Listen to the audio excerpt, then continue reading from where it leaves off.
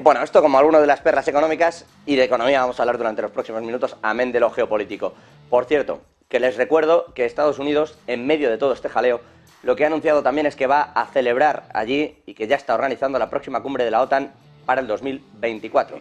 Los hijos de los polacos, los hijos de los ucranianos, son como los hijos de Estados Unidos, los considera suyos, así lo ha dicho Joe Biden. La OTAN está más unida que nunca. Y eso es lo que ha conseguido Vladimir Putin en realidad al intentar enfrentarlos, unirles a todos. Y allí se va a celebrar en Estados Unidos, que también es un gesto, aunque es las más de las veces se celebra allí, pero no deja de ser un gesto que en medio de todo esto anuncien que se celebrará precisamente en Estados Unidos y que ya están organizando esa cumbre de la OTAN de 2024. Pero vamos con lo económico, que también es lo que nos quita el sueño aquí en Negocios Televisión. Gonzalo de Cadena Santiago, director de Análisis Macroeconómico y Financiero de Mafre Economics. Bienvenido a su casa, ¿cómo está?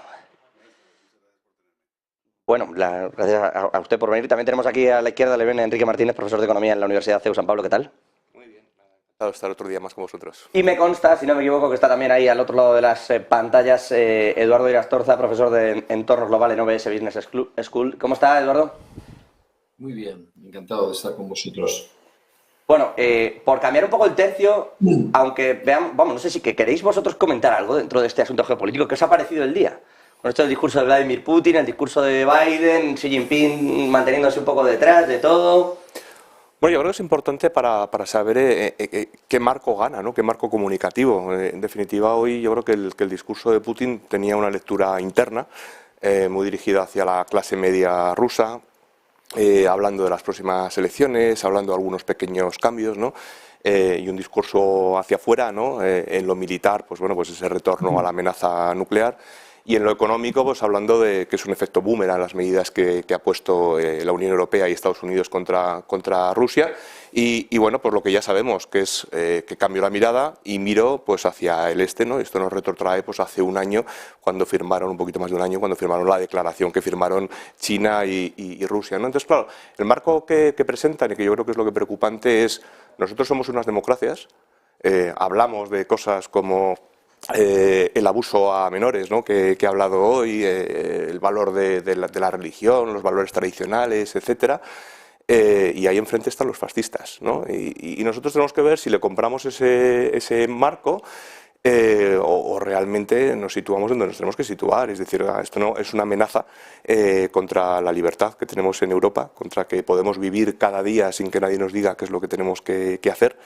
Y situarlo en nuestros términos y no en los pequeños detalles de cada día, ¿no? Entonces yo creo que sí que ha sido significativo porque es intentar una vez más imponernos un marco dialéctico en el que creo que no debemos caer. Bueno, se ha metido en eso, ha hablado de ese crecimiento del menos 2,1 del pasado 2022, que dice que no se parece ni mucho menos a lo que le habían pronosticado, el menos 10. Y ha hablado de relajar la fiscalidad para las clases medias en Rusia, que es algo que tampoco oían desde hace años. Se reía, de hecho, su ministro de Finanzas, cuando de hecho le han enfocado, decía, sí, vas a tener que hacer eso, y se reía allí en el discurso. Vosotros, los datos rusos, este tipo de cosas, ¿cómo los estáis evaluando, Gonzalo? Bueno, nosotros, Con cuidado.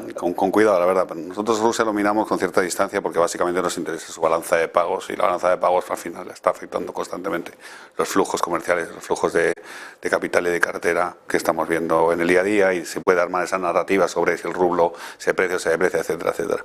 Yo creo que el tema de la fiscalidad en Rusia, no sé muy bien ni siquiera... no sé cuál es el esfuerzo fiscal que se puede hacer en Rusia, teniendo en cuenta el grado de informalidad económica que tiene, etcétera, etcétera. Entonces, me parece que es un poco parte de uno de esos argumentarios de narrativa, un poco para arengar a las masas y decir que y construir edificar más ese líder benevolente, doméstico y duro de puertas de afuera.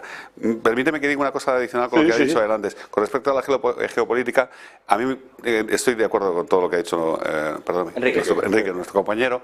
Yo creo que, además, más allá de que esto tiene pinta de ser también una reedición de lo que pasó el año pasado, China se sabe el único que puede gestionar en la distancia, administrar el conflicto y la narrativa entre los dos bloques en este momento, y China yo creo que poco a poco empezará a construir un argumento por el cual Rusia se sepa vencedora en algo, una provincia del Donbass, una guerra ideológica con determinados temas, etcétera, etcétera. Y de alguna manera edulcorar un poco también la situación en la que se está viviendo las cosas. Es decir, más allá de una guerra como tradicional, empezamos a vivir una guerra de narrativas y esto se está haciendo explícito en esta reunión de hoy. Que cuando no haya una paz, todo el mundo pueda vender una victoria, ¿no? Yo creo que sí. Bueno, si es que la hay, una paz caliente, no una guerra fría, una paz caliente, pues todo el mundo pueda decir que tuvo una victoria y alguien administró esa narrativa de quién obtuvo la victoria. Es una lectura un poco que yo creo que se está gestando. Sí, que no es mala. Es verdad que estamos ya en ese punto de propaganda,